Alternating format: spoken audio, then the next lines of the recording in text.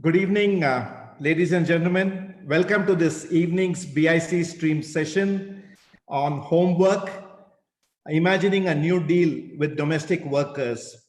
I'd like to initially thank Rohini for putting this panel together. This is the third in the series post-COVID-19 and the inauguration of BIC streams that Rohini has put together a webinar for us. It started with community cares in terms of initiatives that people are doing in terms of relief work in Bangalore. The second one was about keep the change. What are the changes that we have seen because of COVID-19 and can we keep that for the future? The third in the series is the one that we have today, homework, imagining a new deal for domestic workers.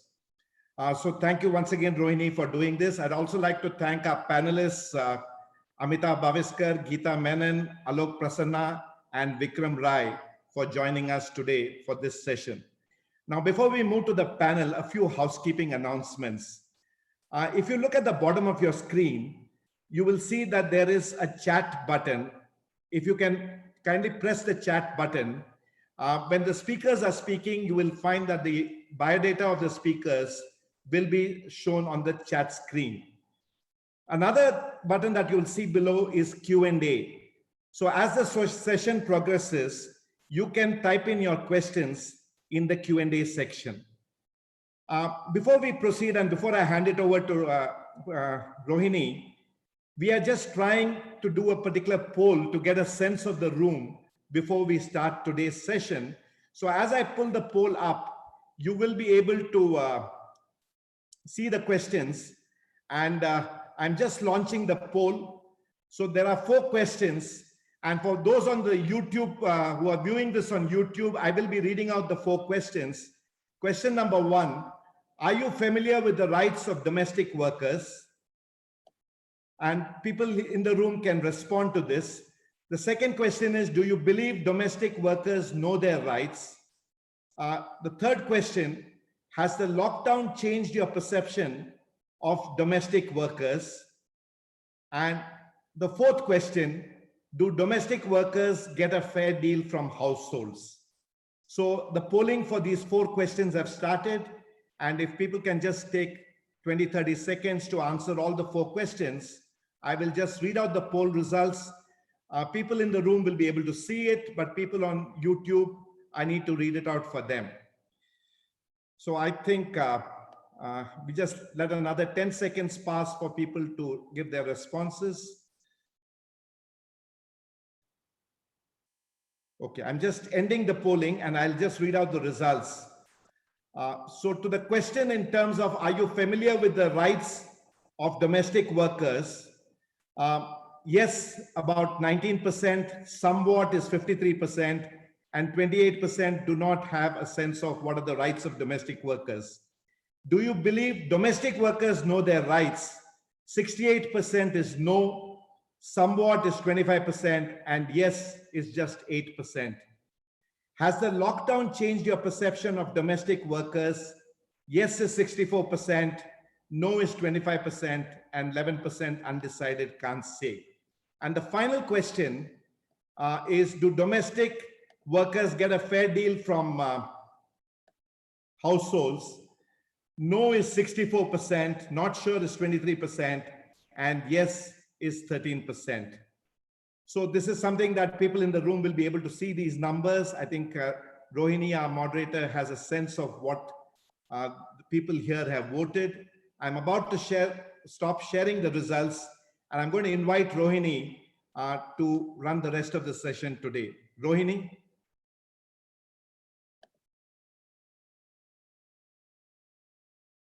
Rohini? Hello, everybody. Thank you so much, Ravi. Thank you, BIC. Today, Ravi got to go back to his previous avatar as a market research guy from Feedback Consulting. Thank you for that poll. It was most interesting. So here we are again, where BIC has created a really marvelous virtual platform, just like their beautiful physical property here in Bengaluru. And thank you all for embracing the future. And we're all valiantly trying to do that. So thank you all for joining us on this virtual show once again. And thank you to all our YouTube viewers as well.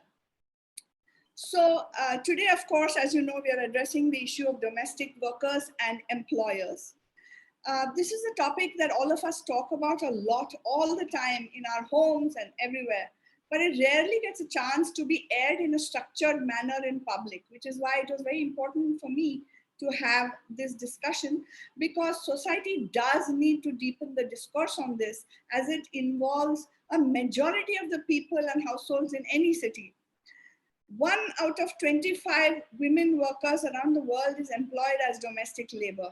Just in Bangalore alone, we have 4 lakh domestic workers. In India, we have about 4 million. Most of these are women.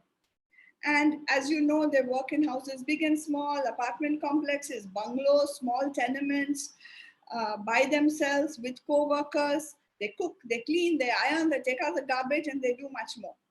Many of them take real pride in their work. And most of them really love the children that they have to take care of. They are in the household's most intimate spaces. And to them, its members must seem like goldfish in a bowl. Yet it is the most vexatious and complicated of relationships in the world of labor, and especially in India, because there is a very unequal power structure where the employer holds all the cards, and yet often the employer himself or herself feels like a victim, or feels wronged, or feels in the clutches of the worker. And we're going to explore that. And neither party seems to be fully aware of the rights and the laws around domestic work in terms of wages, leave, entitlement, and other things. And domestic workers usually don't have a written contract. They don't have any pension scheme. The state has pretty much left them alone, and they do not get entitlements from the state. So at the workplace, which is somebody else's home, they are neither like other workers who come into our home spaces, which is the carpenter, the electrician, or the plumber, and nor are they like family or guests. So they have to live in some kind of twilight zone between informal and formal, between familiar and unfamiliar, and that kind of can keep changing just any time at all. And employers too find the issue of domestic help very tricky. How much should you pay for what service? Can there be flexibility? How much leave is right? How do you treat the staff? Should we be friendly? Should we not? What should they eat the same food, sit at the same table, share the same bathrooms? What is right? What is wrong? What needs to change, and how? So the good news is that the lockdown has helped all of us understand a lot more about ourselves and our absent staff and the societies that we live in. We know now 2 things. We are capable of cleaning our own homes, but we also know how much drudgery, tedium, and hard work is involved. So this is both good and bad for domestic workers, because employers may be feeling a little more self-sufficient, but also very good for the domestic workers, because we know exactly now, very starkly, what the value of their work is. Social media is full of jokes about and self-deprecation about the bygone era. And stand-up comedian Deepika Mhatre, who as in the daytime is a maid herself, has gone viral, and a lot of people are learning from her, holding up a mirror to the employer and also shining a torchlight on her own world. So how will things shape up in the future? Will households start doing more work, buy more labor-saving devices like the West began to do? Or will we be ready, Indians be ready to understand the value and importance of the domestic worker and refashion the contract with them in a positive way? We will be discussing all these and more with my very excellent panel. We will look at the law with Alok. We will better understand the perspective of the workers from Geeta Menon. We will get a clearer glimpse of what happens inside RWAs and the households with Vikram. And we will get, whom am I leaving out? We will, of course, we will get a 100,000 foot perspective on culture and sociology from Amita. So with our excellent panel, let me quickly tell you in this 90-minute discussion what you can expect. Right after I finish, we will show you a 5-minute clip of some voices that we have recorded in the field of domestic workers speaking about their issues. And after that, each panelist will get exactly 5 minutes to present their point of view. I will then conduct an interactive session with them. And then I will keep a sharp eye out for all the questions which you will send in writing. And I will field them on your behalf to our panelists. Right at the end, we'll do another very quick poll of one question before we close. So let's dive right into it. I am going to ask Geeta to please start first and give us her perspective from all her work. No, I'm sorry. We are first going to turn to Raghu to show the 5-minute clip that we have prepared for you. Raghu, please take it over. ಕೆಲಸ ಮಾಡಬೇಕಂದ್ರೆ ನಮ್ಮ ಆರೋಗ್ಯ correct ಆಗಿತ್ತಂದ್ರೆ ನಮ್ಗೆ ಯಾವುದು ಕಷ್ಟ ಆಗಲ್ಲ. ನಮ್ಮ ಆರೋಗ್ಯದಲ್ಲಿ ಏನಾದರೂ ಒಂದು ವಸ್ತುನಾದರೂ ಡಲ್ ಆಗಿದ್ರೆ ನಮ್ಗೆ ಯಾವ ಕೆಲಸ ಆದರೂ ಸುಸ್ತಾಗುತ್ತೆ. ಒಂದು ಗುಡಿಸ್ಬೇಕಾದ್ರಾಯ್ತು, ಒಂದು ವರ್ಕ್ ಬೇಕಾದ್ರಾಯ್ತು. ಇಲ್ಲ ಅಂದರೆ ನಾವು ಕರೆಕ್ಟ್ ಆಗಿದ್ದೀವಪ್ಪ ನಮ್ಮ ಆರೋಗ್ಯದಲ್ಲಿ ಅಂದರೆ ಯಾವುದೂ ಸುಸ್ತು ಅನ್ಸಲ್ಲ. ಅವರು ನಮ್ಮ ಜೊತೆ ಸರಿಯಾಗಿ ಅನ್ಸತ್ಕೊಂಡಿದ್ರಪ್ಪ ಅಂದ್ರೆ ಅವ್ರ ಮೇಲೆ ನಮ್ಗೆ ಯಾವುದೂ ಬೇಜಾರಾಗಲ್ಲ, ಅವ್ರಿಗೂ ನಮ್ಮ ಮೇಲೆ ಬೇಜಾರಾಗಲ್ಲ. ನಾವು ಅವರು ನಮ್ಮ ಮನೆಯಿಂದ ಇಲ್ಲಿ ಬಂದಾಗ ಇದು ನಮ್ಮ ಮನೆ ಅಂತಲೇ ತಿಳ್ಕೊಂಡು ನಾವು ಕೆಲಸ ಮಾಡಬೇಕು. ಒಂದೇದು ಅವರು ಬಿಡಪ್ಪ ಇವರು ನಮ್ಮವರೇ ಅಂತ ಅವರು ತಿಳ್ಕೊಂಡಿರ್ಬೇಕು. ಇದ್ದಾಗ ಅವರು ನಮ್ಮ ನಡುವೆ ಯಾವುದೂ ಬರಲ್ಲ, ಒಂದು ಕೆಟ್ಟ ದುಷ್ಟು ಅದೇನೋ ಇಟ್ಟಿದ್ದಾರೆ ಮುಟ್ಟಬೇಕು ಅನ್ನೋ ಭಾವನೆಯೂ ಬರಲ್ಲ, ಯಾವುದೂ ಬರಲ್ಲ. ನಾನಿವಾಗ 10 ವರ್ಷದಿಂದ ಕೆಲಸ ಮಾಡ್ಕೊಂಡಿದ್ದೀನಿ ಇದೇ ಏರಿಯಾದಲ್ಲಿ. ಒಂದು ಟೈಮಲ್ಲಿ ಏನೋ ಬೇಜಾರು ಮಾಡ್ತಾರೆ, ತಂದೆ ತಾಯಿ ನಮಗೆ ಮಾಡಲ್ವಾ, ತಪ್ಪು ಮಾಡಿದರೆ ಆ ಥರ ತಿಳ್ಕೊಂಡು ನಾನು ಮರ್ತಿರ್ತೇನೆ. ನನ್ನ ಬೇರೆಯವ್ರ ಥರ ಅಲ್ಲ, ನನ್ನ ಸ್ವಭಾವ ನಾನು ಹೇಳ್ತೇನೆ. ಅಷ್ಟು ಬಿಟ್ಟರೆ ನನಗೆ ಯಾವುದೂ ನನಗೆ ಇಲ್ಲಿವರೆಗೂ ನನ್ನ ಮನಸ್ಸಲ್ಲಿ ಅದು ಯಾವುದೂ ಬಂದೇ ಇಲ್ಲ. ಇದು ನನ್ನ ಹಕ್ಕು, ಇದು ನಾನು ಮಾಡಲೇಬೇಕು, ಇದು ನನ್ನ ಇನ್ನೇನು ಕೆಲಸನ, ಇದು ನನ್ನ ಜವಾಬ್ದಾರಿ. ಇಷ್ಟು ಕೆಲಸ ನಾನು ಮಾಡಬೇಕು, ಮಾಡಿ ಹೋಗಬೇಕು. ಈ ಎಲ್ಲರೂ ಸಂಬಳ ಕೊಟ್ಟರೆ ಆ ಅಮ್ಮ ಸಂಬಳ ಕೊಡಲಿಲ್ಲ ಈ ತಿಂಗಳು. ಇವತ್ತು ಅದು ಕೇಳಿದ್ದಕ್ಕೆ ಎಷ್ಟೋ ಒಂದು ಮಾತಾಡಿಬಿಟ್ಟು 3,000 ಕೊಟ್ಟಿದ್ದಾರೆ, 6,000 ಕೊಡಲ್ಲ. ಇನ್ನು 15 ದಿವಸ ಬಿಟ್ಟು ಕೊಡ್ತೀನಿ ಅಂತಾರೆ. ನಮ್ಗೆ ಬಾಡಿಗೆ ಕಟ್ಟೋರು ಸುಮ್ಮನೆ ಇರ್ತಾರ, ಇವಾಗ ಕೊಟ್ಟಿಲ್ಲ ಅವರು. ಇವು ಸಂಬಳ ಸಾಕಾಗಲ್ಲ ನನಗೂ, ಆದರೂ ಏನು ಮಾಡೋಕ್ಕಲ್ಲ, ಜನ ತುಂಬ ಒಳ್ಳೆಯವರಲ್ವಾ, ನಾನು ಅಡ್ಜಸ್ಟ್ ಮಾಡ್ಕೊಂಡು ಹೋಗ್ತಾ ಇದ್ದೀನಿ. ಪ್ರೈಸ್ ಏನಿಲ್ಲಮ್ಮ, ಮನೆ ಕೆಲಸ ಮಾಡೋದು ಅವ್ರು ಹೇಳ್ತಾರೆ ಇದು ಮಾಡಕ್ಕೆ, ಅದು ನಾವು ಮಾಡ್ತೀವಿ. ಇದು ಎಕ್ಸ್ಟ್ರಾ ಕೆಲಸ ಅದೇ ನಮ್ಮ ಮನೆ ತರ ನಾವು ನೋಡ್ಕೊಳ್ತೀವಿ. ಅಲ್ಲಿ ಹೋದ್ರೆ ತುಂಬಾ ಫ್ರೆಂಡ್ಲಿ ಅದೇ ನಮ್ಮ ಫ್ಯಾಮಿಲಿ ತರ. ಅವರೇ ನಮ್ಮ ಫ್ಯಾಮಿಲಿ ತರ, ನಾನು ಅವ್ರ ಫ್ಯಾಮಿಲಿ ತರ. ಎಂಪ್ಲಾಯಿ ಅಂದ್ರೆ ನಾನು ಹತ್ರ ಲೋನ್ ತಕೊಂತ ಇದ್ದೀನಿ, ಕೊಡ್ತಾರೆ ನನಗೆ ಸಾಲದಿಂದ ಡಿಡಿಟ್ ಮಾಡ್ಬಿಡ್ತಾರೆ. ರೆಂಟ್ಗೆ ಇದು ಇಂಟ್ರೆಸ್ಟ್ ಏನಿಲ್ಲ, ಹಂಗೆ ಡಿಟೆಕ್ಟ್ ಮಾಡ್ಬಿಡ್ತಾರೆ. ಕೇಳ್ತಾರೆ ಎಷ್ಟು ಅಂತ, ಜಾಸ್ತಿ ಏನು ಡಿಟೆಕ್ಟ್ ಮಾಡಲ್ಲ. ಅದು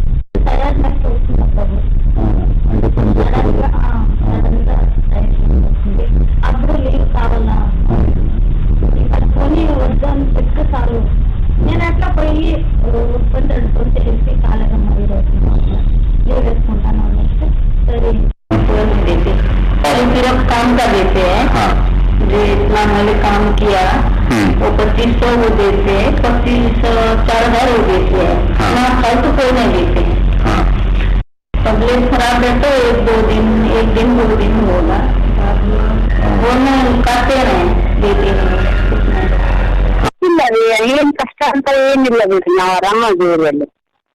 ಹಂಗೇನಿಲ್ರಿ, ನಮ್ಮ ಮನಿ ಒಳಗ್ ನಾ ಹೆಂಗಿದೇನ್ ನೋಡ್ರಿ ಹಂಗೆ ಅದೇನ್ರಿ ಅವ್ರ ಮನ್ಯಾಗ. ನಾ ರಜೆ ತಗೊಂತೀನಿ, ನನ್ಗೆ ಯಾವಾಗ ಬೇಕಂದ್ ಅನ್ಸ್ತಿತ್ತು ಅವಾಗ ನಾ ರಜೆ ತಗೋತೇನ್ರಿ.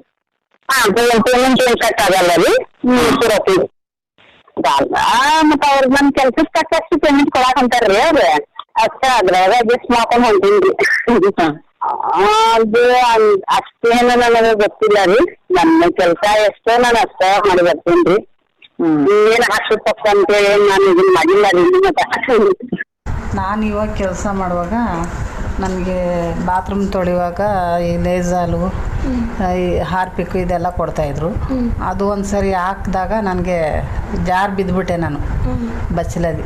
ಅವಾಗ ನಾನು ಅವ್ರಿಗೆ ಹೇಳಿದೆ, ಇದನ್ನು ಹಾಕದಿದ್ರೆ ನನಗೆ ಒಂದು ಸರಿ ಬಚ್ಚಲಲ್ಲಿ ಬಿದ್ದುಬಿಟ್ಟೆ, ಇದು ಬೇಡ ನನಗೆ ಆಗೋದಿಲ್ಲ ಅಂತ ಹೇಳಿದೆ. ಆಯಿತು ಅಂತ ಹೇಳಿದ್ರು ಅವ್ರಿಗೆ. ಏನೂ ನೋಡ್ಕೊಳ್ಳಿಲ್ಲ ನಾನು. ಅದು ಒಂದು ವಾರದಿಂದ ಅದೇ ನೋವಲ್ಲೇ ಹೋಗಿ ಮನೆ ಕೆಲಸ ಮಾಡಿದೆ. ಈ ಥರ ಬಿದ್ದು ತಲೆಗೆ ಏಟಾಯಿತು ಅಂದೆ, ಅವ್ರು ಕಿವಿಗೆ ಹಾಕ್ಕೊಳ್ಳಿಲ್ಲ. 10 ವರ್ಷದಿಂದ ಮಾಡ್ತಾಯಿದ್ದೀನಿ. ಇವಾಗ ಸಂಬಳ ನನಗೆ 2,200 ರೂಪಾಯಿ ಕೊಡ್ತಾಯಿದ್ದಾರೆ. ಎಲ್ಲ ಕೆಲಸ ಮಾಡಬೇಕು, ಪಾತ್ರೆ ತೊಳೆದು, ಮನೆ ಗುಡಿಸಿ ಒರೆಸೋದು, ಕಿಚನ್ದು ಗ್ಯಾಸು ಕಲ್ಲು ಎಲ್ಲ ಕ್ಲೀನ್ ಮಾಡೋದು, ಬಟ್ಟೆ ಒಗ್ದು, ಬಟ್ಟೆ ಒಣಗಾಕಿ, ಬಟ್ಟೆ ಮಡಚಿ ಎಲ್ಲ ಅವ್ರ ಮನೇಲಿ ಏನೇನು ಕೆಲಸ ಇರುತ್ತೆ ಅದೆಲ್ಲ ಕೆಲಸ ಮಾಡಬೇಕು. ಮಾಡಿದ್ದಾರೆ. 10 ವರ್ಷ ಆಯಿತು ನಾನು ಹೋಗಿ. ಬರೀ 2,000 ಕೊಡ್ತಾಯಿದ್ರು, ಅದೇ 200 ರೂಪಾಯಿ ಜಾಸ್ತಿ ಮಾಡಿದ್ದಾರೆ. ಅವರು ನಮ್ಮನ್ನ ಕೆಲಸದವ್ರ ಥರ ನೋಡ್ಕೋಬಾರ್ದು. ನಮಗೇನು ಅವ್ರೇನು ನಾಷ್ಟ ಗಿಷ್ಟ ಏನು ಕೊಡೋಲ್ಲ. ಹೋದರೆ ಒಂದು ಗ್ಲಾಸ್ ಕಾಫಿ ಕೊಡ್ತಾರೆ. ಅದನ್ನು ಎಷ್ಟು ಒಂದು 11 ಗಂಟೆ ಆಗಲಿ 11:30 ಆಗಲಿ ಅದೇ ಆ ಕಾಪಿಲೇ ಇದ್ಬಿಟ್ಟು ಕೆಲಸ ಮಾಡ್ಕೊಂಡು ಕೇಳಿದೆ ನಾನು ಒಂದು ಸರಿ. ನಮ್ಗೆ ಸ್ವಲ್ಪ ತೊಂದರೆ ಇತ್ತು, ಅವಾಗ ಒಂದು 5,000 ಕೊಡಿ ಅಂದೆ. ಇಲ್ಲ ಆ ಥರ ಎಲ್ಲ ಲೋನ್ ಎಲ್ಲ ನಾವು ಕೊಡ್ಸೋದಿಲ್ಲ ಅಂತ. ಇಲ್ಲ ನಮಗೆ ಕಷ್ಟ ಅಂತ ಅಂದರೆ ಲೋನ್ ಕೊಡ್ಸಲ್ಲ ಅಂತ ಹೇಳ್ತಾರಲ್ಲ, ಇನ್ನೇನು ಇವ್ರು ಹೆಲ್ಪ್ ಮಾಡ್ತಾರೆ ಅಂತ ನನಗನ್ನಿಸ್ತು. ಕಷ್ಟ ಆಗುತ್ತೆ, ಯಾಕೆಂದರೆ ಏನಾದರೂ ಒಂದು ಒಂದು ಕಲ್ತನದ ಆರೋಪಣೆ ಆಗಲಿ, ಮತ್ತು ನಾವು ಮಾಡಿದ ಅವ್ರಿಗೆ ಇಷ್ಟ ಆಗುತ್ತೋ ಇಲ್ವೋ, ನಮಗೂ ಸ್ವಲ್ಪ ಭಯನೇ ಇರುತ್ತಪ್ಪ ಮಾಡಬೇಕು ಅಂದರೆ. ಆದರೂ ಅಡ್ಜಸ್ಟ್ಮೆಂಟ್ ಮಾಡಬೇಕಲ್ಲ ನಮ್ಮ ಹೊಟ್ಟೆ ಪಾಡಿಗೆ. ನಮಗೆ ಸಾಕಾಗಲ್ಲ ಅವ್ರು ಕೊಡೋ ಸಂಬಳ. ಒಂದೊಂದು ಮನೇಲಿ ಒಂದೊಂದು ರೀತಿ ಕೊಡ್ತಾರೆ. ಮತ್ತು ನಾವು ವರ್ಷಕ್ಕೊಂದ್ಸಲ ಜಾಸ್ತಿ ಮಾಡಿಕೊಡಿ ಅಂದ್ರೂ ಅವರು ನಮಗೆ ಇಲ್ಲ, ವರ್ಷಕ್ಕೊಂದ್ಸಲ ನಮಗೆ ಜಾಸ್ತಿ ಮಾಡಲ್ಲ, ನಿಮಗೆ ಎಲ್ಲಿಂದ ಕೊಡಲಿ ಅಂತ ಹೇಳ್ತಾರೆ. ಇಲ್ಲ ಅಂದರೆ ನಾವು ಯಾವತ್ತೂ ಮಾಲೀಕರು ಅನ್ನೋದು ನಾವು ಕೆಲಸ ಮಾಡೋರೇನೆ, ಅವರು ಓನರ್ ಪರವಾಗಿಲ್ಲ. ಆದ್ರೂ ಫ್ರೆಂಡ್ಸ್ ಥರ ನೋಡ್ಕೋಬೇಕು. ಇಲ್ಲಾಂದರೆ ಅಕ್ಕ ತಂಗಿದಿರ್ತಾರೆ ಅನ್ನೋದ್ರು ಅವ್ರು ನಮ್ಮನ್ನು ಕರೆದು ನಮ್ಗೆ ಇದ್ದಿದ್ದು ಪ್ರೀತಿ ವಿಶ್ವಾಸ ಜಾಸ್ತಿ ಇರುತ್ತೆ ನಮಗೆ.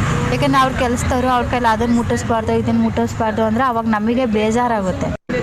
ತೊಂದರೆಗಳು ಹಲ್ವಾರು ರೀತಿ ತೊಂದರೆಗಳು ಆಯ್ತಾ ಇರ್ತವೆ. ಅದನ್ನು ನಾವು ಸಾಲ್ವ್ ಮಾಡ್ಕೊಂಬರ್ತೀವಿ. ಎಷ್ಟೇ ಅವ್ರ ಮಕ್ಳ ಥರ ದುಡಿದ್ರು ಮಕ್ಳ ಥರ ಅನ್ಕೋತಾರೆ, ಆದರೆ ನಾವು ಕೆಲಸದವ್ರೆ ಬೇಜಾರಾಗೋದು ಅಂದರೆ ಈ ರೀತಿಯಲ್ಲಿ. ಯಾರನ್ನ ನಂಟ್ರು ಅವ್ರ ಮನೆಗೆ ಬಂದಾಗ ಅವರು ಎಷ್ಟೊತ್ತು ಬರ್ತಾರೆ ನಿಮ್ಮ ಕೆಲಸದವರು, ಹೆಂಗೆ ಮಾಡ್ತಾರೆ ನಿಮ್ಮ ಕೆಲಸದವರು, ಆ ರೀತಿ ತೆಗ್ದಾಗ, ಆಮೇಲೆ ಯಾರೋ ಬಂದರು ಅಂದರೆ ಅಥವಾ ನಾವು ಬಂದಿದ್ದೀವಿ ಅಂದರೆ ಯಾರಿಗಾದ್ರೂ ಫೋನ್ ಬಂದಿದ್ದಾಗ ನಮ್ಮ ಕೆಲಸದವಳು ಬಂದಿದ್ದಾಳೆ ನಾವು ಈ ರೀತಿಯಲ್ಲಿ ನಮಗೆ ಸ್ವಲ್ಪ ತಿಳುವಳಿಕೆ ಇಲ್ದಾಗ ನಮ್ಮದು ಇದ್ದಾಗ ನಾವು ಮಾಡ್ಕೊಂಡು ಬಂದುಬಿಡ್ತಿದ್ದೋ. ಇವಾಗೆಲ್ಲ ಸ್ವಲ್ಪ ಅರ್ಥ ಆಗೋದ್ರಿಂದ ಬೇಜಾರಾಗ್ತದೆ. ಒಂದು ಕೂಲಿ ಮಾಡೋರು ಒಂದು ಈಗ ಇದು ಬಂತಲ್ಲ, ಲಾಕ್ಡೌನ್ ಬಂತಲ್ಲ, ಆಗೇನು ಹೇಳಿದ್ರು ಗೊತ್ತಾ ಕೆಲಸದವ್ರ ಬಗ್ಗೆ? ಯಾರಿಗೆ ಬೇಕಾದರೂ ಈ ಬ್ಯಾಲ್ವೆ ಅದೇ, ಈ ಮನೆ ಕೆಲಸದವ್ರು ಇಂಟ್ರಿನಿಲ್ಲ ಯಾವುದ್ರಲ್ಲೂ, ಇವ್ರಿಗೇನು ತಂದು ಕೊಡೋದು, ಇವ್ರಿಗೇನು ಹೆಲ್ಪ್ ಮಾಡೋದು, ಇವ್ರಿಗೆ ಯಾವುದ್ರಲ್ಲೂ ಲೀಸ್ಟು ಇಲ್ಲ, ಲೆಕ್ಕನೂ ಇಲ್ಲ, ಇವ್ರು ಯಾವ ಥರ ಮಾಡ್ತಾರೆ ಹೋಯ್ತಾರೆ. ನಮ್ಮದು ದುಡಿಯೋದೇ ನಾವು ಸಾಕಾಗಲ್ಲ ಅಂತ ಇನ್ನು ಎಕ್ಸ್ಟ್ರಾ ಇನ್ನೂ ಕೊಡಬೇಕು, ಕೇಳಿದ್ರೆ ಇಷ್ಟಕ್ಕಿಷ್ಟೇ ಕೊಡೋಕ್ಕಾಗೋದು ಅಂತಾರೆ.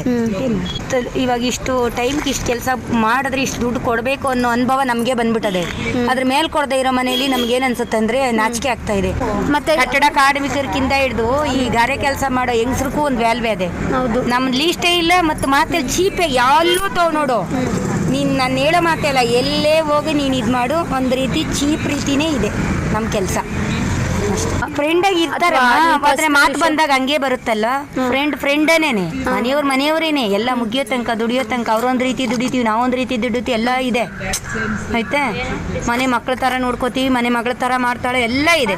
ಆದರೆ ಎಂಡ್ ನಮ್ಗೆ ಏನು ಹೆಸರು ಇದೆ ಹೇಳೋ? ನಾವು ಎಲ್ಲ ಆಫೀಸ್ ಹೋಗ್ತಾರೇನ, ಅಲ್ಲಿ ಓನರ್ಗೆ ಏನು ವ್ಯಾಲ್ವೆ ಕೊಡ್ತಾರೆ ಓದಿರೋರು, ಆ ಥರ ನಮಗೆ ಕೆಲಸ ಅಂತ ನಾವು ಆ ವ್ಯಾಲ್ವೆ ರೀತಿ ಕೆಲಸ ಮಾಡ್ಕೊಬೇಕು.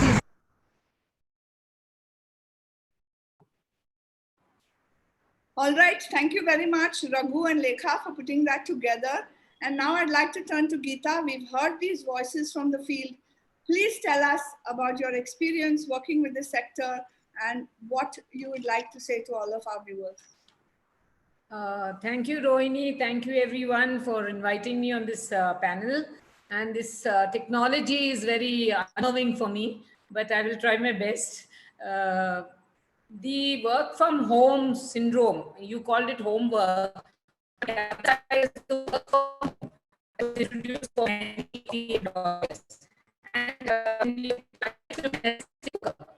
We are having a little problem with your audio, Geeta. Just talk a bit slower, please. Okay, yeah. The work from home that was introduced after the lockdown is a different meaning for the domestic worker. That means that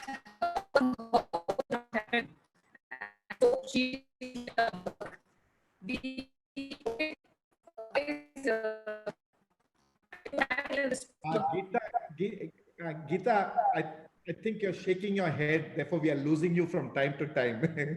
So we just need to have you in one place. Thank you so much. Hello? We can hear you now. Yeah, okay. So I won't repeat again what I said, but the lockdown has exposed us to many things, has taught us many lessons, and I hope the lessons stay. And your survey, the survey very clearly showed that 64% perception of domestic work and domestic workers has changed, which is a very welcome sign.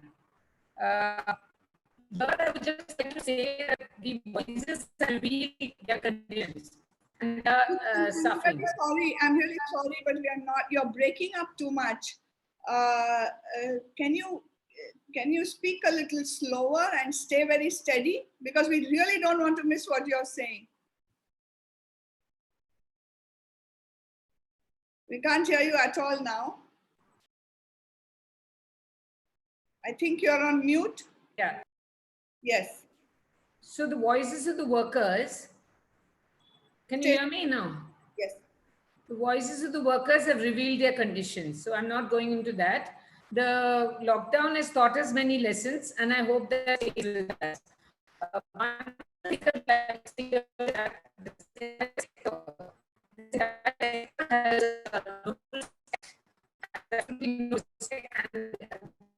Okay, Geeta, we seem to have a problem with the audio. We'll do a check on the side so you can come back later.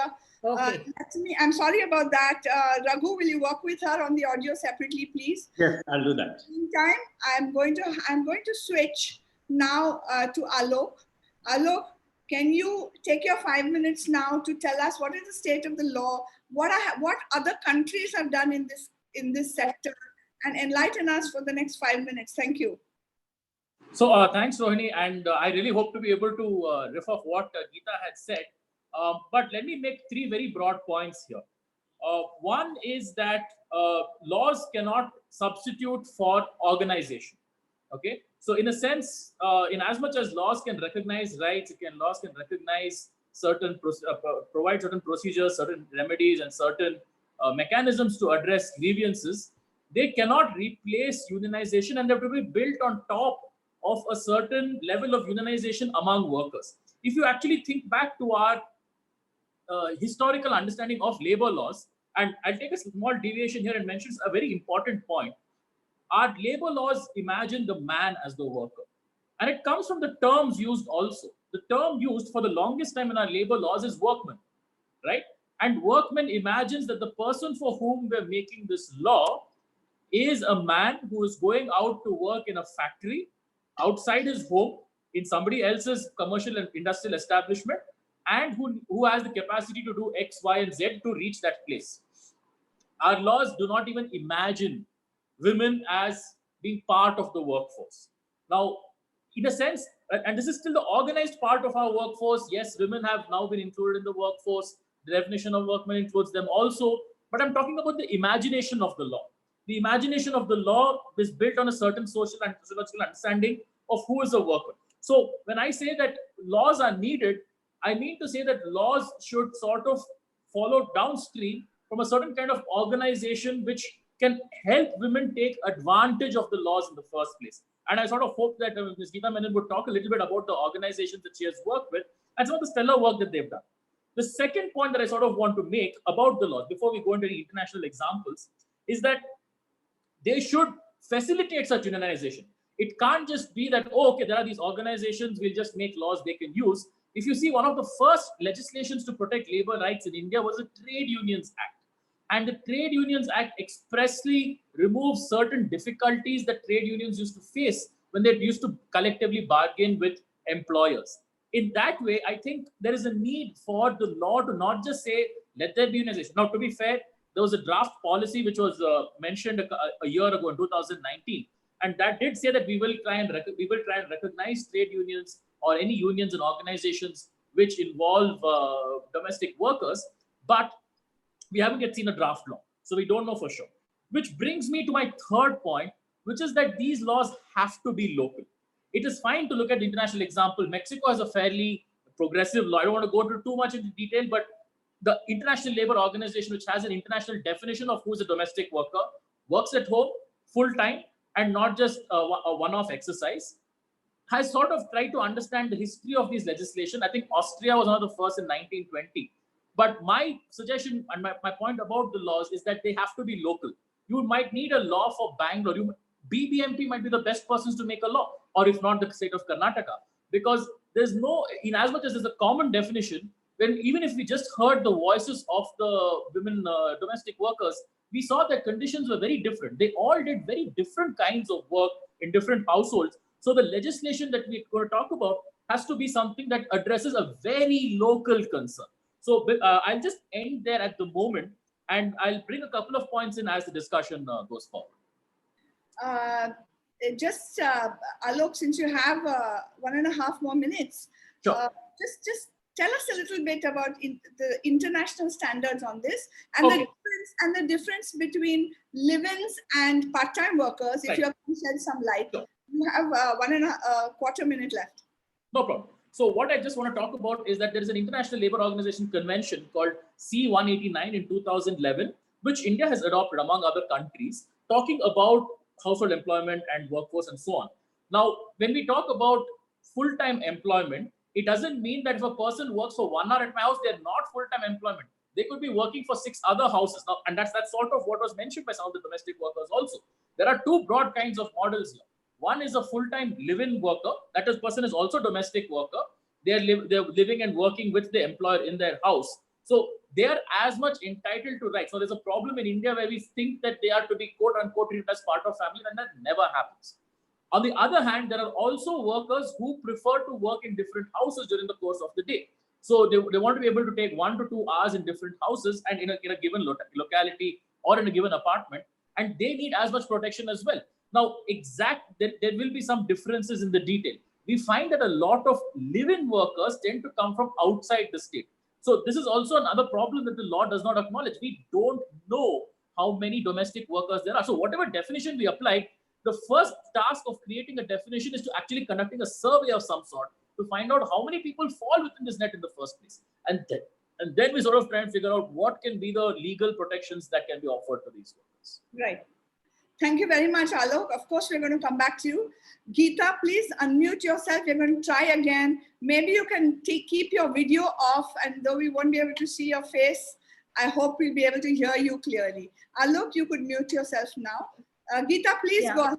So I'm back. So I'm back again. Can you hear me? Yes, we can. Okay. So the issue that I started out with was saying that it is great that the lockdown has taught us some lessons. First of all, the work from home applies to some employers, but the work from home does not apply to the domestic worker because she works in somebody else's house. And that somebody else's house is still today not recognized as a workplace. Even in the law, Alok spoke about a lot of issues about the law. Even in the law till today, the workplace is not defined, and therefore it is become a problem. It is only in this sector that we have issues about workplace definition, we have issues about worker definition, and we have very many issues of definitions. It's only in this work sector. Now, I will not talk about what the voices of the women themselves spoke about very well, about devaluation at work, devaluation as a person, no dignity, respect that is much needed. And what we are looking for is basically for respect, recognition, and social security. And it is in these aspects that workers or domestic workers are not covered till today because they are first of all not recognized as workers. They are part of the large sector of the informal sector. They are last on the hierarchy of work. And when this is the situation, part-timers, full-time, This is a situation that existed before the lockdown, a situation that has been discrimination, a situation of inequality, a situation of low wages, a situation of Geeta, I'm so sorry I lost you again. Can the last sentence, can you repeat a little slowly? Before the lockdown, just like there was, we have to take the context of today as per the conditions that existed before the lockdown. It is not that it's happened suddenly.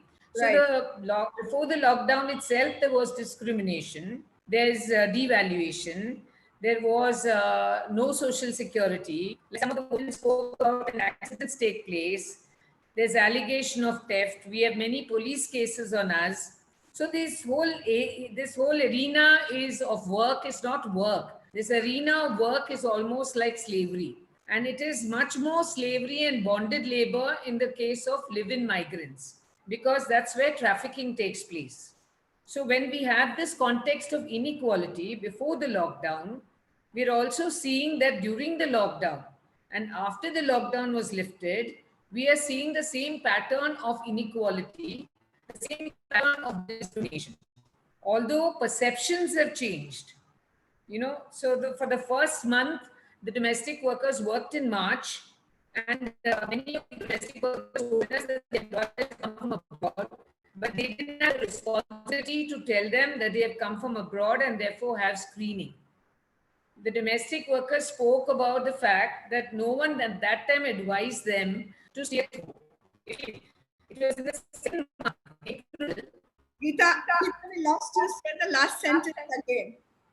In the second month, in April, it was that when the strictures became much more and they were told to stay at home and not come for work. It was at that time we were very astonished to find the advisory from the Labor Department to the RWAs was more about sanitization, was more about your hygiene, was more about security and safety for the employers. There was nothing in the advisory which said that domestic workers need to be brought into work, if at all, and also need to be protected. And therefore, when the lockdown was lifted, I would like to say here is not an issue of them and us. It is an issue of that we are both in this together. So because many of the domestic workers have... Repeat your last sentence. It is not an issue of them and us. We are in it together. And many domestic workers have been told by their employers not to come for the next 2 months. Yes. And they have not promised them any kind of security. So what I'm trying to say is that it's important that we look at this together. It is important that we have this pattern of equality within us. We should not have discrimination continued even during this lockdown. I've heard reports, many of my workers have told me that those of them who have gone back to work, have been taken in some apartments, but out of 500 workers, repeat your last sentence. Only out of 500 workers, only 50 workers have actually been taken place on an average, have been taken back on an average. The employers are citing safety conditions. So they are making it out to be between us and them, which is not. And some apartments, they've been asked to stay off the lawns. They've been asked to use separate lifts, which was a condition before also. But now they've been asked to use separate lifts. I mean, it's all the time an attitude of that you bring in the... One last sentence. It is all an attitude of that you bring in the virus. So you should take care. You should be hygienic. You should be safe. It's like the cultural virus that existed before. The cultural virus of caste and class that existed before the lockdown still continues. Okay. Thank you so much. We're going to be coming back to you, Geeta, with questions. But I'm going to use this opportunity to turn to Vikram now. Vikram, you are the president of the Federation. You have been listening to all sides on this issue from the apartment dwellers. You have told me how difficult that has been. Please enlighten us on what the employers are feeling and what is the divide that is happening that we've been reading about so much? Please start your 5 minutes. Thank you. Thank you, Rohini. Thank you, Ravi, I think, for this opportunity. And to be able to speak after Geeta is a whole weight of expectations, right? So, and the last week for us has been definitely extremely stressful, to say the least, with the lockdown relaxation measures which is coming in. I think I look at the entire last few weeks in two phases. The first phase, when the lockdown came in, I think that was an easier choice because a lot of guidelines were much more prescriptive at that point of time, which just made sure that everybody had to stay back and stay home. So it didn't create so much of confusion in people's minds. You had to stay home, everybody had to stay home. And we saw, I think, reasonable support even within our own members and residents on being able to extend support to all the domestic helps that they were employing. But I think the real challenge has come up during the time when the relaxation measures have come in as well, because those have posed a lot of questions, uncomfortable questions, many of them, in terms of, I think, some of the aspects which Geeta mentioned as well, right? The overall nature of domestic helps being extremely informal, them not being covered by legal framework, right? What are their rights and responsibilities are all very, very fuzzy. And I'm not surprised by the results of the poll in the beginning of the session itself, because it's reflective of what I think the lack of clarity which exists today. Having said that, I think we also, I'll give a little bit of a chronology of how it worked for us. I think we knew that by Saturday or Sunday, the relaxation measures. So we felt this air of anticipation amongst all our members that, and everybody had one question in their mind: will domestic help be allowed, right? And there were both sides to this. There were people who were wanting them to come back, and there were people who didn't want to come back. And I'm not taking either sides, basically, right? But we felt this air of expectations on Saturday, and the orders from the MHA and the Health and Family Welfare Department came in. Those orders were not very clear. As usual, it was a lot of text. I think problem starts from there, right? I mean, are laws and rules clear enough for people to be able to interpret, right? So we knew that it was not clear enough. So we started putting pressure to folks like BBMP, and I think Alok mentioned about BBMP's role over there. So eventually we were able to get a conversation with the BBMP team on Sunday evening, and we derived a lot of confidence and clarity from that. And then I remember we put out an advisory at 8:30 in the night, and by that time we had the call at 5 and we had the advisory at 8:30. I think I would have received at least about 40-50 messages saying, when is the clarity coming? When is the clarity coming? We finally put out an advisory. It's saying, you know, it's now clear. I think the orders very clearly say that you should be taking the domestic helps everywhere. I mean, because people can now go out to work, etc. And we put that advisory out, and it gave a temporary sense of calm. But what we saw after that, I think on Monday and Tuesday, was that a lot of people were perhaps not very clear with this idea of why should, I think they had not sort of rationalized in their mind that it can now be back to normal. And there was some sense of fear, risk, whatever, I don't know. But I think it played out very differently. We saw clearly two categories of communities, if I were to say that way. One set of communities where I believe that the relationship between the resident welfare association and all their sort of staff is a little bit more engaging and more confident. So they were able to come to a consensus in many ways, to be able to put measures to make sure that I think the relaxation kicks in fairly well, right? And there have been cases where there are communities which said that we will extend the lockdown by consensus, we will pay the domestic workers, etc. Those cases have been there as well. Then there's another category of communities which I think there's a lot of functional relation or transactional relations between the resident welfare associations and the residents themselves. They just look at each other as things going on every day. I think they found it very difficult to put together measures which then adopted these orders and relaxations to bring the domestic helps back in. So they imposed rules, they did polls, they took majoritarian views and things like that, which I think has not worked out really well, right? There have been a lot of friction. We have since then received tons of queries from people saying, hey, my RW is not allowing this.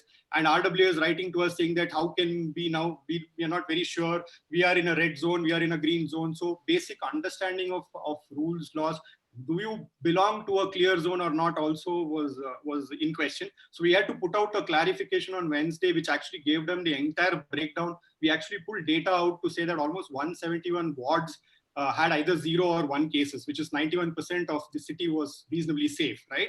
And then we said that, hey, you know what, 9 out of 10 areas are safe. So you should be able to go ahead and now implement measures which will allow relaxation to come in. We said, hey, like how people can go to work, everybody can come to work, right? But put reasonable amount of measures and cautions to make sure that all things are taken care of, basically, right? So I think that gave a lot more confidence to most of the RWAs who were sort of sitting on the fence and did relax that. But having said that, I think it puts into question very starkly the relationship between residents and RWAs, RWAs and the government.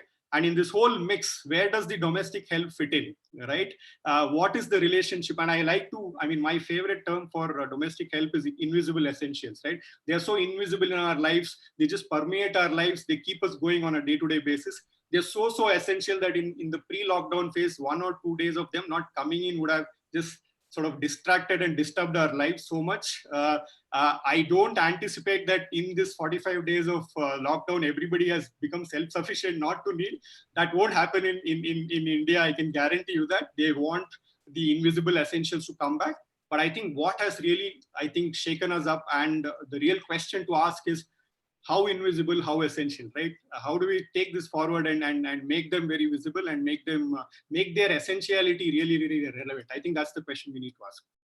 Thank you. Thank you very much. And that's a nice segue, Amita, into speaking to you and asking you to give us a sort of a broader view as a sociologist, anthropologist, about the whole question of caste and culture and how this employer-employee relationship has its roots in other sociological issues. Please go ahead. Thanks so much, Rohini. Thanks for inviting me to this absolutely important and fascinating subject that touches us all so intimately. Most people, when they think about the modern middle-class Indian family, they think about a nuclear family with a husband and wife at the center of it. But what most of us, I think, don't acknowledge is that it's actually 3 people in that relationship. There's Pati, Patni, and maid.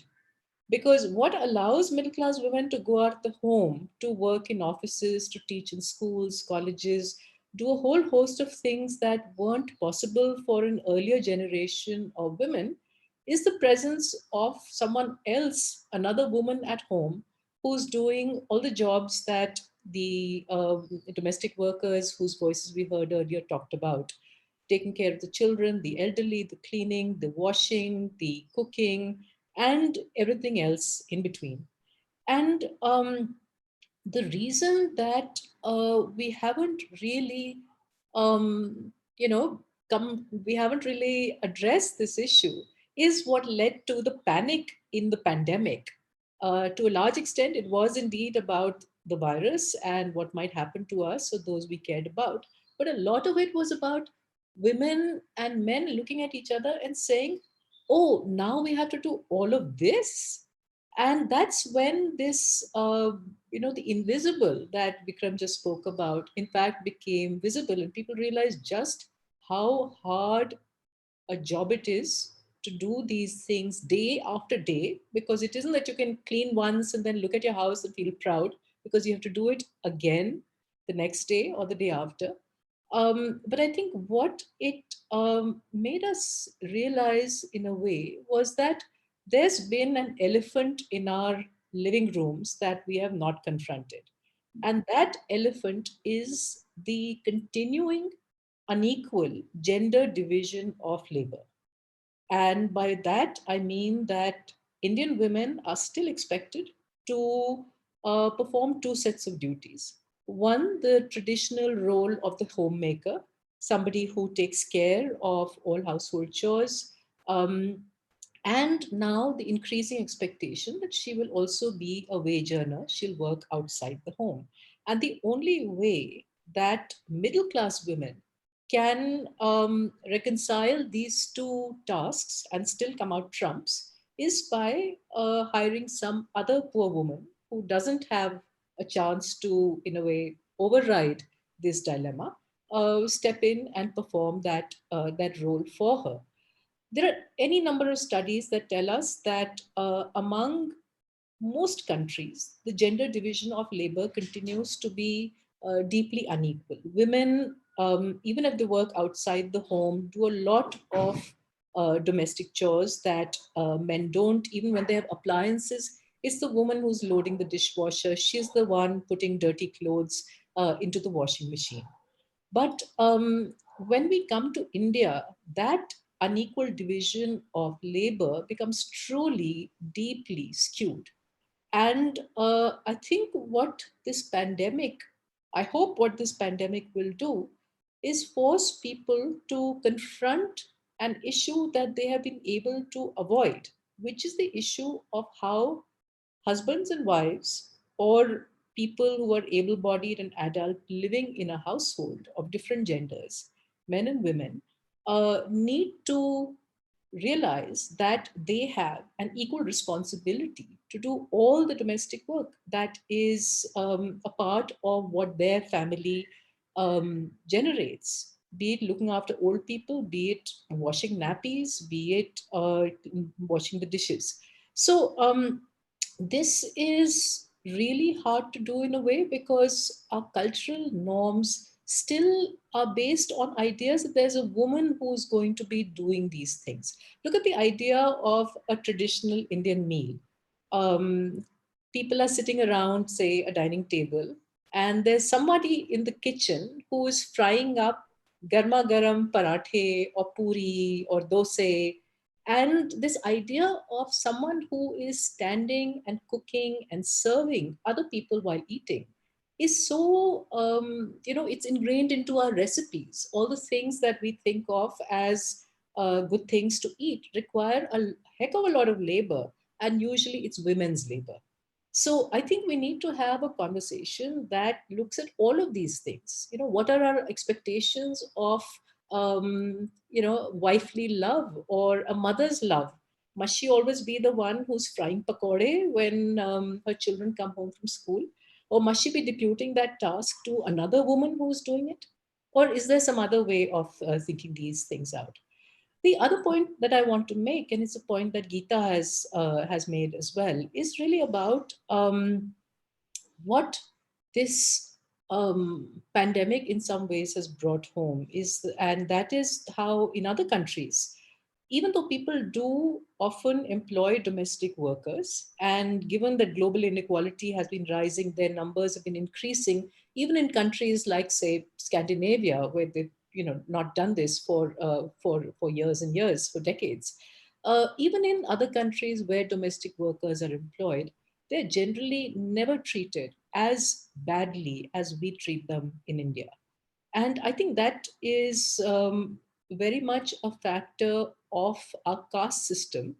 And we may think we're middle class, we're urban, we don't believe in caste. But in fact, caste is very much a part of our lives.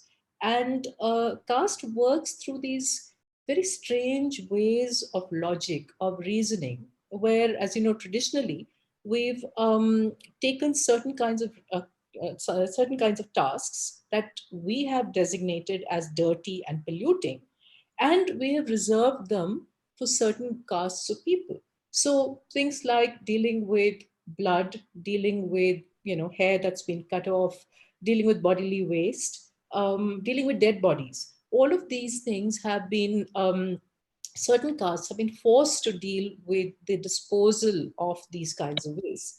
And by association, it's these castes who were thought of as performing dirty duties, who were, yes, I'll wind up in a minute, who were also then regarded as dirty themselves. And what's even more appalling is that they are then blamed for being dirty. So in this pandemic, we have this strange situation where people are saying, well, I need domestic workers to come into my house to do the work.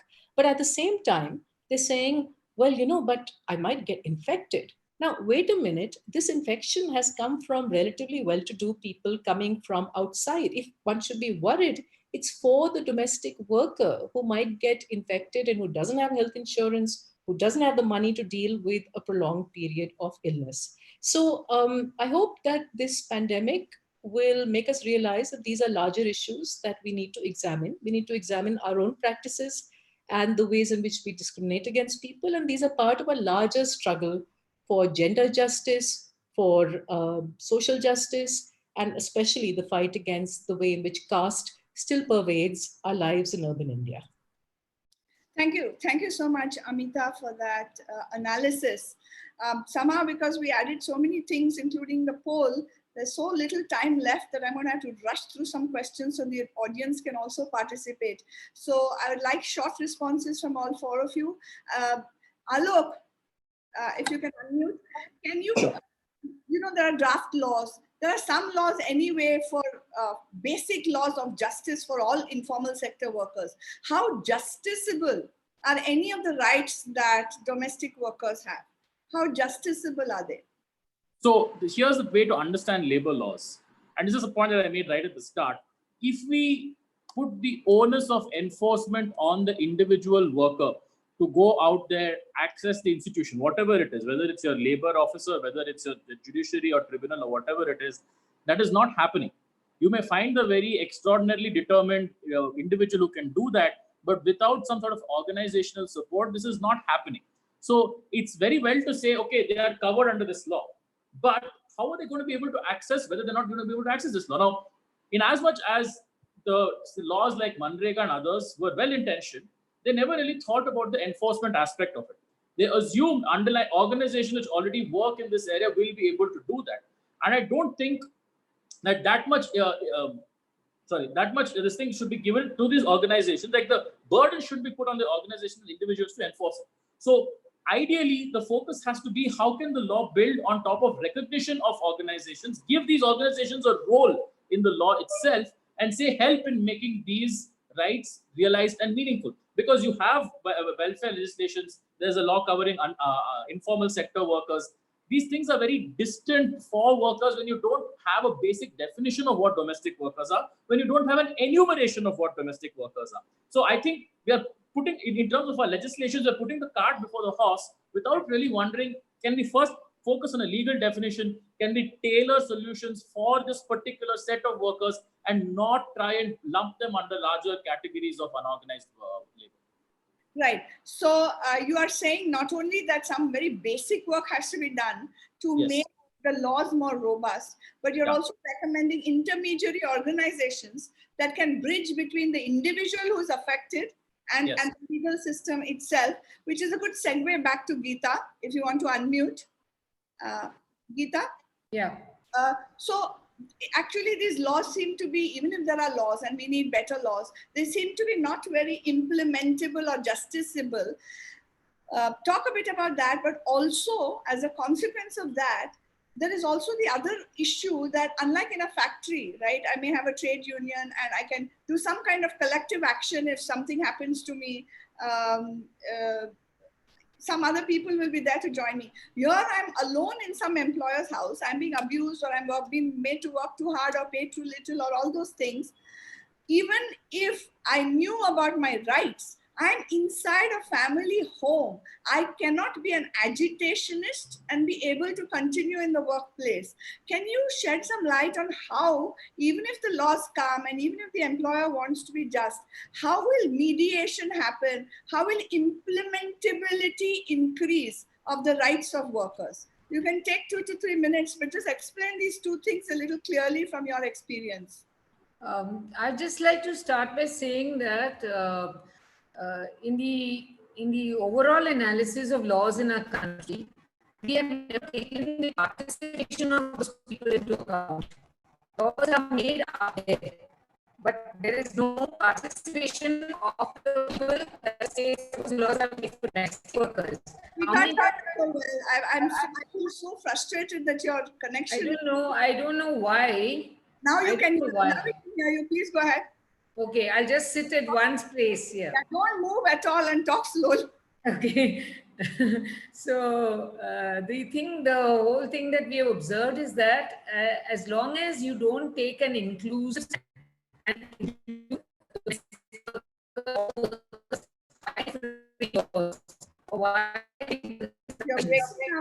You're breaking up. Say the last sentence again. If you don't have an inclusive policy of taking in workers, when you frame laws for them, it will fail. So that is the first thing. The second thing is that the workers themselves, through our experience, repeat. Through our experience, we have been able to organize workers more at the houses.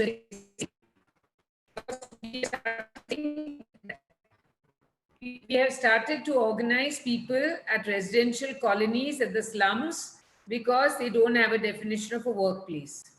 Okay, so in the slums, we organize them as women workers, not as workers, but social issues taken up as women.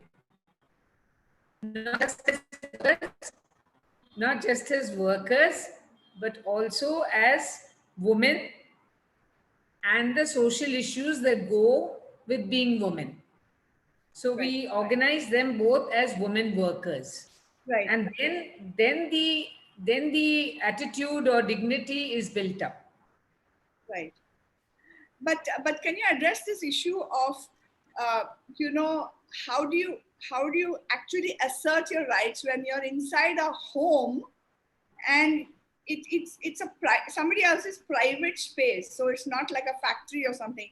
How can a woman working there actually assert her rights without being thrown out or something, because it's such a fragile, vulnerable situation? I would just give one word for it. Is negotiation. We have taught women the art.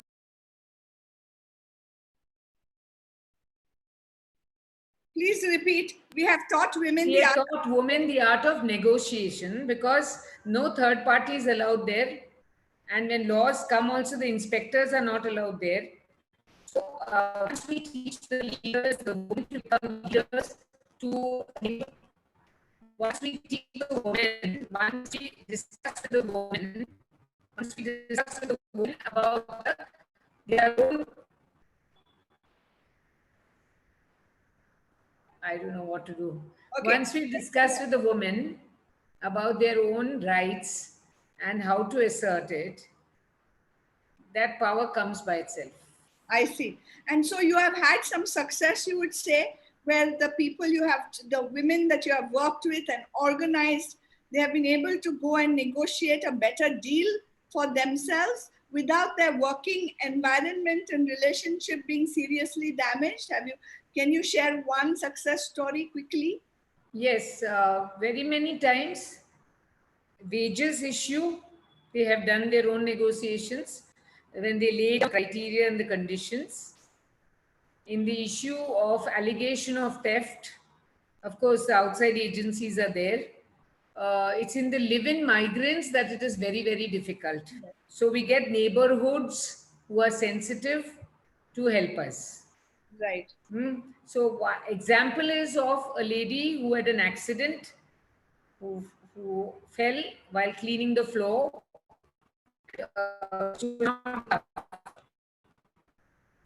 She was not looked after. So she took it upon herself to tell her neighborhood, to tell the people in the neighborhood, and she voiced it. As long as she voices it, she can handle it. She has handled it. Thank you. Thank you so much, Geeta. We'll come back to you. Vikram, let me take it to you now. You heard what Amita said. You've heard what Alok said about implementability. You've heard about what Geeta said, that it is possible to negotiate and come to a better sort of contract. But can you tell us, from what you've seen in the last few days, are employers willing to change? Do you think they are willing to pay more fair wages, give more leave, be less discriminating, and see whether we can think of the safety of the domestic worker not necessarily only our safety. It's not either or, but and. Do you see any movement towards that? Yeah, I think we need to put movement towards that, right? I think there's no two ways about it, right? Whether we like it or not. In fact, a couple of months back at our federation, we had initiated the idea of a health insurance program for domestic help. It's called Madhura. In fact, we are working express now to make sure that we launch it sometime soon. The idea was actually to bring ownership between the group of employers to the households to which the domestic help goes to, because more often than not, they work with multiple houses, and the domestic help herself, right, to be able to then be participants and collaborators in the health of the domestic help, right? So we do believe that, and I would like to connect that point to the part of negotiation which Geeta mentioned about. I think if you're able to bring that power of negotiation and a mechanism of a little bit of a group ownership to employers, I think that conversations can move forward. But having said that, I think there's the big lacuna today which exists and which we need to address, and it was brought out a little briefly. I think one, the fact that the employment and the employment space of these domestic helps is within the realms of a private household is a big challenge, right? Even today, even within our own members and resident welfare associations, broadly the golden rule is that if something happens inside the private homes, we do not have the right to go and ask questions, anything about it, right? I mean, the question whether what rights do RWS have in the first case itself is a big question mark, which has come to light. But having said that, if I park that question aside for a moment, I think what happens in private homes, are rights exercised adequately is a big question mark. I think we need to be able to address that part very, very strongly. I think from our point of view, we see somebody like us playing a much more enabling role on that. I remember Geeta saying that the Department of Labor in the beginning, their guidelines was only about sanitization, hygiene, and really not about work and livelihood basics, right? It continues to be that way, the attitude, at least from the legal point of view. We do believe that we have a very strong role to play in bringing a certain degree of middle path, right? A certain degree of balance between Sarkar, the legal framework, the resident welfare associations and residents, right? I mean, we've seen in the last phase, people saying something like, we are looking at your advisory as the rule to follow, while it's very flattering, but it's also very scary. But having said that, I think we believe that that's a role that we can play in enabling, and I'm sure we'll work with people like Geeta and teams like her, saying that how do you bring this sort of sense of responsibility and compassionate within our residents? How do you educate people more? How do we make people more aware that if you are willing to spend 2,000 rupees on a pizza meal, yep, a family of 5, correct, what is that as a right in the hands of the domestic worker? How do we reprioritize, right? Especially now that we have learned how hard it is to clean every corner of our home. Yeah, so I've lost 4 kgs. Awareness. Sorry? I've lost 4 kgs. Very good. And you're a man and you've learned about gendered work, as Amitaba was saying. So you've been also doing things, I'm sure, that you've learned. Absolutely. I think my key takeaway from this, Rohini, is that I think we believe that there's a very, very strong role we can play. We will definitely play. I think to take this conversation forward and this experience forward to bring much more empathy, much more reason, and much more balance in this conversation in working with all the people. That's good. Geeta, you should create a curriculum which all of us can, look at, some questions, answers, FAQs, all that. Amita, let me turn to you again, because the issues are there of caste, the idea of cleanliness, somebody else should do this work, this is not my work, all that is there. But there's also this question of, so that feudal, this whole domestic work thing has been extremely feudal. And even today, even if we want to be enlightened employers and we try our best to give a good salary, leave, even then there are many elements of a feudal relationship between the employer and the domestic worker. At the same time, and that's even more true with older domestic workers or maids, if you want to call them that, they are used to that kind of almost a feudal nature of the relationship. But the younger maids, those who are a little more aware, they want a more professional, contractual kind of engagement, right? They will demand something. So that change is happening. Do you want to comment a little on how such change happens? Because these younger people are also more aspirational.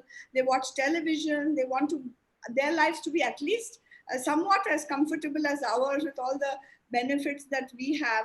How will that begin to impact on the sector as a whole? I think there, Rohini, we have to see domestic workers as part of that very large 93% of India's workforce, which is the informal economy. And for most people in the informal economy, as other sociologists of labor like Jan Bremen and others have pointed out, the transition from a more feudal set of arrangements in the village to new forms of contractual work, both in agriculture as well as urban areas and construction, and I'd say also domestic work, has been, from the frying pan into the fire in some ways. Because in the feudal system, you got very little, you were humiliated and you were crushed. But at the end of the day, there was a tiny bit of guarantee that your patron, your yajman, would take care of you in bad times, if you were sick, if you had to get a child married. Now you have a footloose working class, which has to look for jobs everywhere, but where the relationships of trust and security, which in a tiny bit did operate before, don't now exist anymore. So they're in a position of having to bargain in a situation where they have very little power to bargain with. They have no social capital. And I think this, unfortunately, is something which is going to increase, because with the pandemic, we're going to see much more distress. The economy is, plunged into confusion. A lot of people are going to not have jobs and are going to be dealing with far less bargaining power, far less ability to say no to bad conditions of work than they did earlier. So, I think the kind of work that people like Geeta and her comrades are doing is absolutely essential to be able to make people deal with these even more dire conditions. I think the kind of situation that we now have is where the kind of laws that Alok was talking about become even more important to implement. And that's going to be a real fight, because in the informal sector, as we know, laws don't really matter. But what's happening now is that I think informally, domestic workers, I know in particular neighborhoods, use informal means. They talk amongst themselves, they find out who's paying what, and they might say no. They keep tabs on people who are being abused. If you look at who's reporting live-in workers being abused, often it's domestic workers who are coming in from outside. So I think there are ways for us to generate solidarities even in bad times. And those ways will be both formal as well as informal. Right. Geeta, I really hope your audio is going to work, but otherwise people have said, can you type out your answers, because they really don't want to miss what you're saying. So Geeta, do you want to pick up from what Amita said about in these times post the pandemic, when in fact many of the employers, because not all employers are well off too, and their own jobs are at risk, and they are themselves worried about their economic security. They want the domestic worker back, but they may not be able to be ready to make a better deal just yet. How should you look at this situation, Geeta? Geeta, you're on mute. Okay. Can you hear me? Yes. Okay. What Amita said is very true. We have had also women telling us, domestic workers telling us, that their employers do not want to pay payment, even any payment for the month, because they themselves are not getting any money.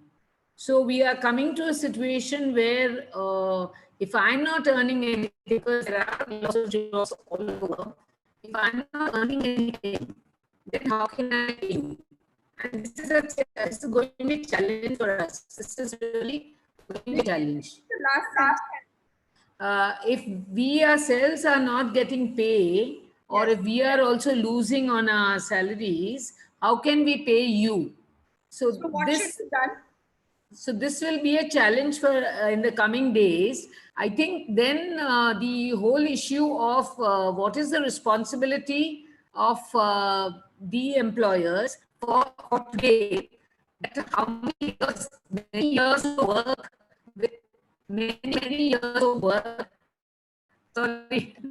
Repeat the last sentence and to our audience, because I don't want to lose Geeta, but Geeta, say the last sentence again. After so many years? Basically, so many years have gone by where there has been injustice done to them. Yes. Less than the minimum wages, no wages at all, bonded labor, so at least now you should not take this virus as an excuse for not paying them at all. Right. Don't use the virus as an excuse for not paying them. Even if you have some cutbacks in your own salary, we have a long history of injustice which we have to make up for. See what compromises that you can make, some negotiations you can make. Is that correct, Geeta? Yes. Can I just add one thing here? Yeah, so long as we can hear you can add many things. No, just to add one bit of because we are looking at women workers. Okay, I would like to add here, especially crisis we are working with is the migrants. And among the migrant workers, there have been a lot of cooks. There are a lot of domestic workers, male, who are suffering the most because within the whole scene of what is happening to migrant workers. So you are, we missed you after. Yes, there are a lot of male workers also, especially cooks, migrants.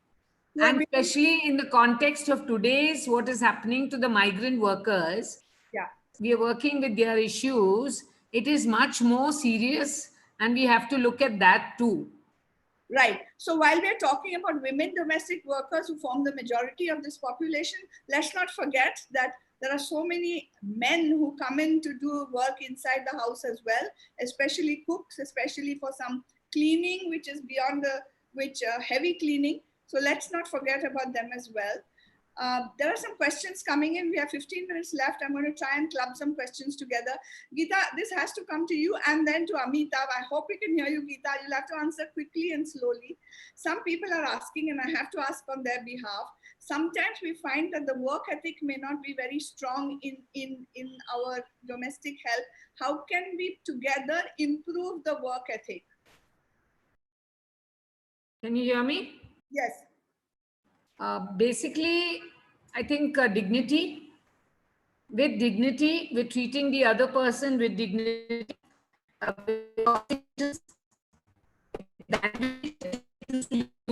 No, let me go to Amita on this because with conversations, with the language you choose to use. Yes. So you said that if we treat them with dignity and you use learn to use appropriate language, which increases that person's agency and gives that person a sense of pride in the work that she or he is doing, it is more likely that a better, more professional work ethic will emerge. Yes. Right? You're putting the onus on the employer. Yes. Thank you. Amita, I want to follow on that before I go to Alok. No, just to say that I agree with Geeta completely, that the reason say we take pride in our work is because that work is rewarding for us. Why is it rewarding? We can get paid well, we get respect. And if one could make domestic work equally well paid, equally a source of dignity and pride, I think people would do the work as well as they could possibly do it. Yeah. Thank you, Alok. There's a question. There are questions coming in that actually there is also self-interest, enlightened self-interest in employers, almost banding together to fashion a better new deal for domestic workers as a profession.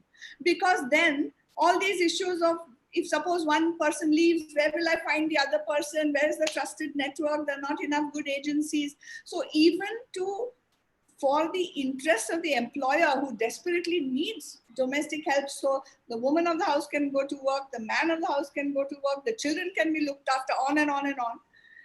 How do you incentivize this organization so that self-interest of this employer class is actually realized and actualized?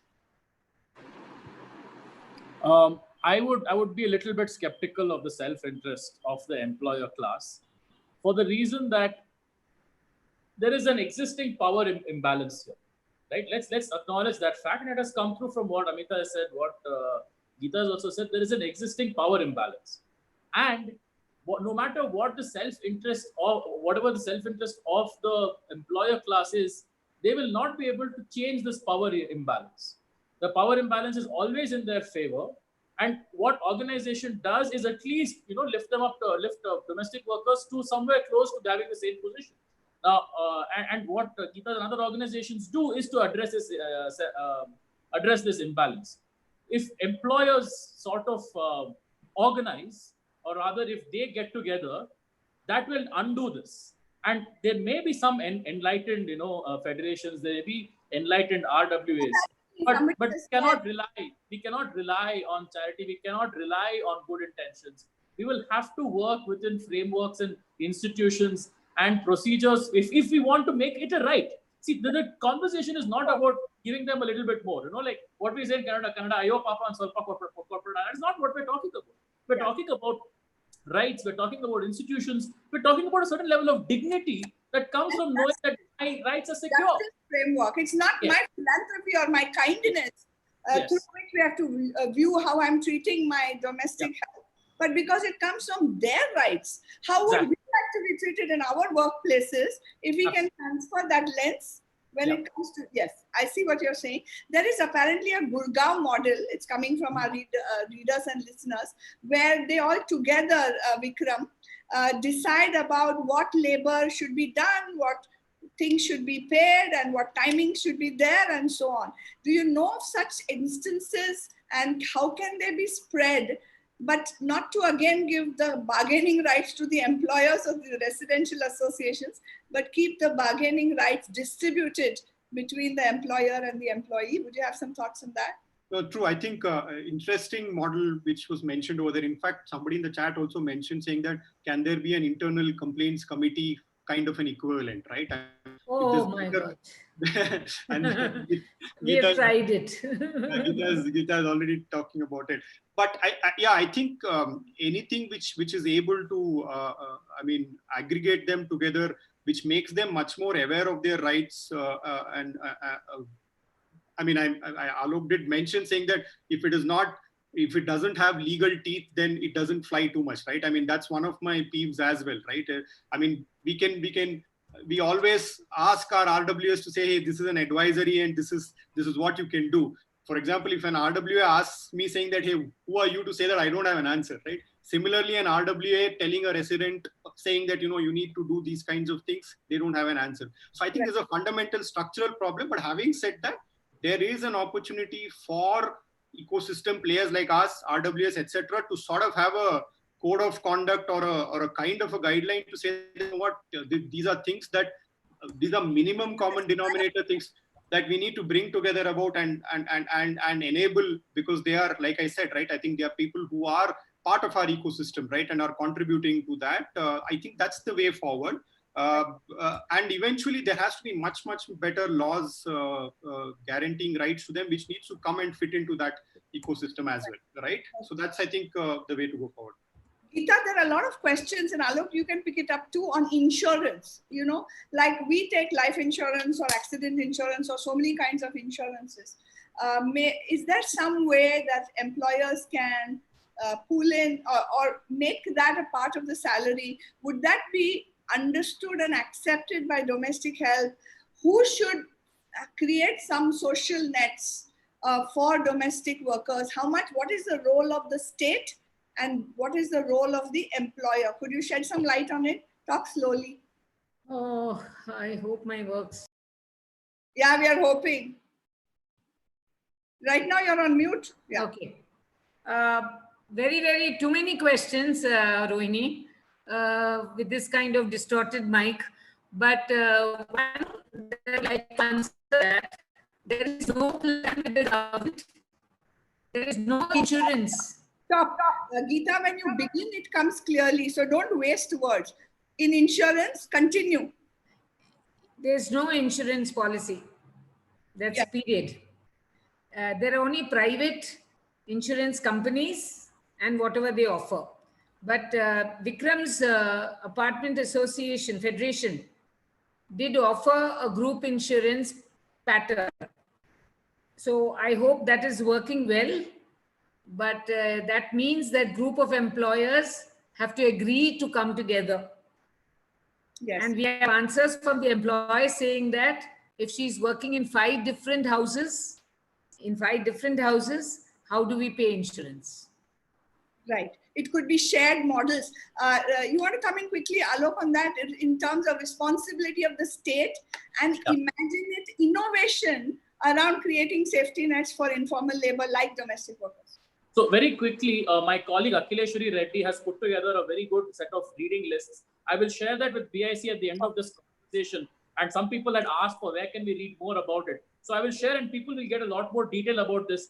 But let me state that insurance has to be done at the level of the government. It's fine for private parties to take the initiative. It's a good stopgap measure, but it has to be of the government because we forget that the problem with insurance is not how much money is taken out of your paycheck. It is how do you get the claims addressed? And that is the biggest difficulty here. We cannot expect individual domestic workers to negotiate with a bureaucracy on this point. It has to be something which they can hold accountable, whether through votes or politicians or the local leaders, to be able to say, hey, I suffered this loss, please compensate me. Also, we forget the third party in these insurances, which is the insurer themselves. Now, it is not possible for domestic workers to hard enough to negotiate with their employers, and insurance companies practically an impossibility. So we have to keep in mind that these have to be measures which the state mandates, right? And even for domestic workers, whatever scheme is evolved, the state has to be a party to it, because at least the state they can hold accountable in some ways, in a way that an insurer they cannot hold accountable. So yes, insurance is great. A stopgap measure may be like what Vikram's organization is doing, but it is not a substitute for, and we cannot assume it will take the place of state mandated insurance. On more of this, I will share some of the readings that my colleague has collected. Sure, and a very quick comment on the Punjab law, which was passed on domestic workers. Have you followed it at all? Has it worked? Has implemented? I haven't followed this particular law yet. We'll have to see. Maybe with any law, I like to say give it at least 5 years. Because in the first 4 years, 5 years, you're going to have implementation difficulties. We won't be left any wiser. Give it 5. 5 years is what it takes to do this. Amita, do you think by observing the middle class in all your academic work for so many years, do you think the middle classes will accept a law which defines the rights of the people who come into their house and whom they're used to sort of telling what to do? Aaj kapde fold karo, kal dusra kuch karo. Would there be acceptance even of such a law? Forget about implementability, because you don't want inspectors coming into your home. So would there be acceptability? How will this change happen? Well, I think the middle class accepts a lot of things from the government if those things come accompanied by a big stick and with a little bit of behavioral education, but the big stick is important. So if this were to be an area where the kinds of laws and measures that Alok and Vikram were just talking about actually can be enforced by the government, where the police comes and proactively investigates what is going on. Not the police, but it could be a group of people which includes representatives of domestic workers union, most of all, so that women feel comfortable, that they have people who understand their situation and so on. If we manage to have something like that, I think people will clean up their act. They will have to.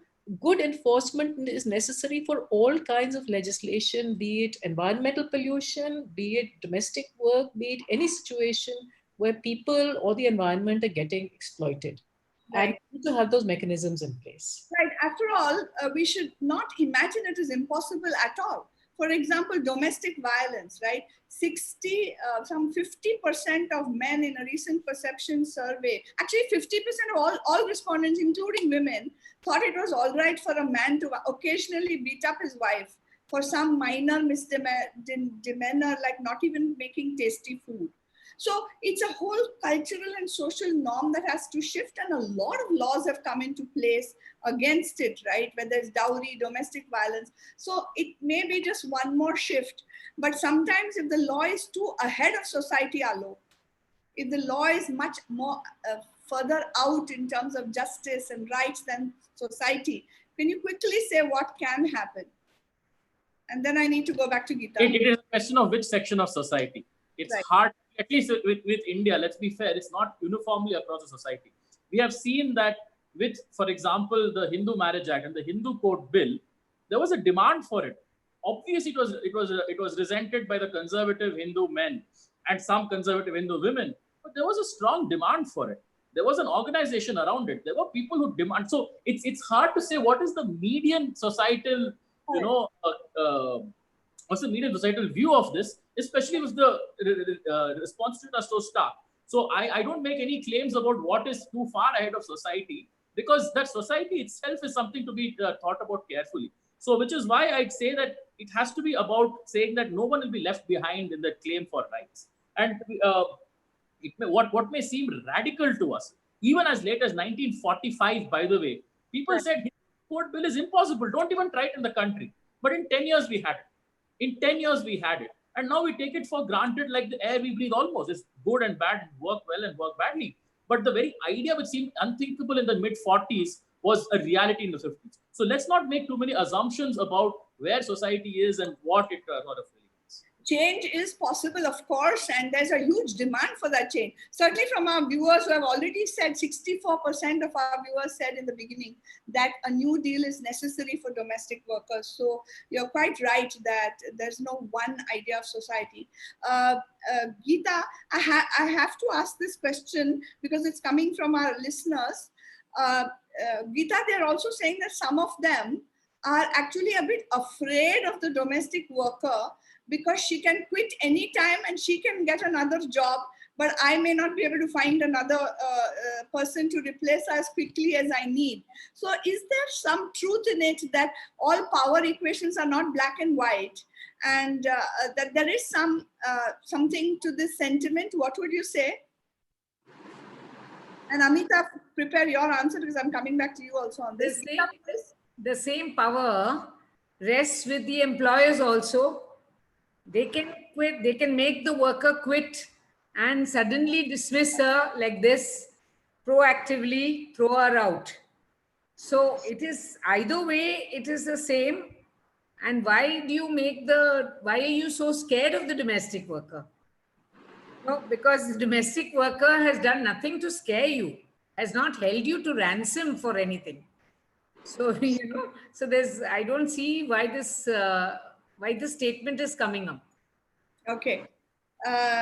Any thoughts on this, Amita? We did discuss when I spoke to you before. If you could talk a little bit about power relationships and how, we are so used to the binaries, and it's become even worse with the polarization, that some of the gray areas do get left out. Could you put some nuance on this? Yeah, I think that we must remember that even though most of domestic work is, monotonous, repetitive tasks that we call drudgery, a lot of it is also care work.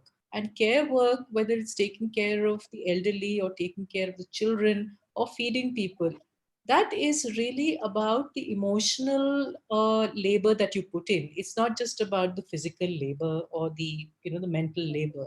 So I think because there is emotional labor that the worker is supposed to provide, it does, Rohini, exactly like you're saying, make the power relationships a little bit more complex, more fraught. Economists might describe this phenomenon in a different way by talking about imperfect markets and imperfect market knowledge or something. I don't know, but I don't think that part quite captures the kind of dependency that comes to develop. And it's because every worker is individual in the care they provide. You can't replace them just with somebody else. Every household has its own peculiarities. Somebody likes to have their sambar cooked just so. The new person who comes in will not know that this is going to be made just that way. So I think if we understand that there is a shared intimacy in this space, and in some ways think about what that tells us about interdependence and inequality in the world at large, it might just perhaps make us move towards a more just society, I hope. Thank you. I think our time together is running out. It's already 8 o'clock. Ravi, I want to carry on for another hour. We'll have to do another one some other time. But I think we've learned a lot. We have learned from very different perspectives.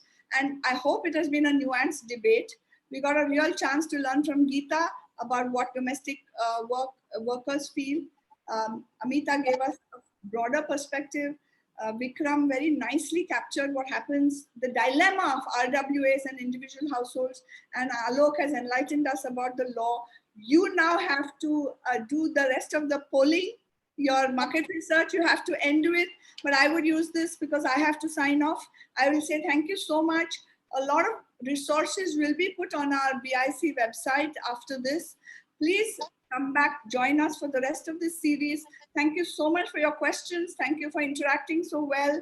And I do hope that we will go back and take this discourse on domestic workers, their rights, our attitudes to ever widening circles of discourse. Namaskara and thank you. Over to you, Ravi. Thank you, Rohini, and thank you, panelists, Geeta, Amita, Vikram, and Alok. And we just have 2 questions which the attendees can quickly answer. Do we need a new deal with domestic workers? And this is a feedback for BIC. Did you find today's session useful? Like we have some kind of a fan club out here, at least on the second one. I am just waiting for the group to respond. Just another 5 seconds. I think we have most of the people having responded. So I am now going to share the results and read it out for people in the YouTube. Most certainly 83%. So if you remember earlier, we had about, 68% felt there was not enough of a fair deal. Yeah, so that now most certainly at the end of this session, 83% feel a new deal is required and 17% maybe. No one is saying it's not needed, which is amazing. And on the session being useful, 81% found it very useful, and to some extent 19%. So thank you, panelists. We have a performance appraisal about how we all did. And thank you, attendees and viewers on YouTube. Good night, stay safe, and we'll be in touch with more programs. Thank you. Thank you, everybody. Thank you so much.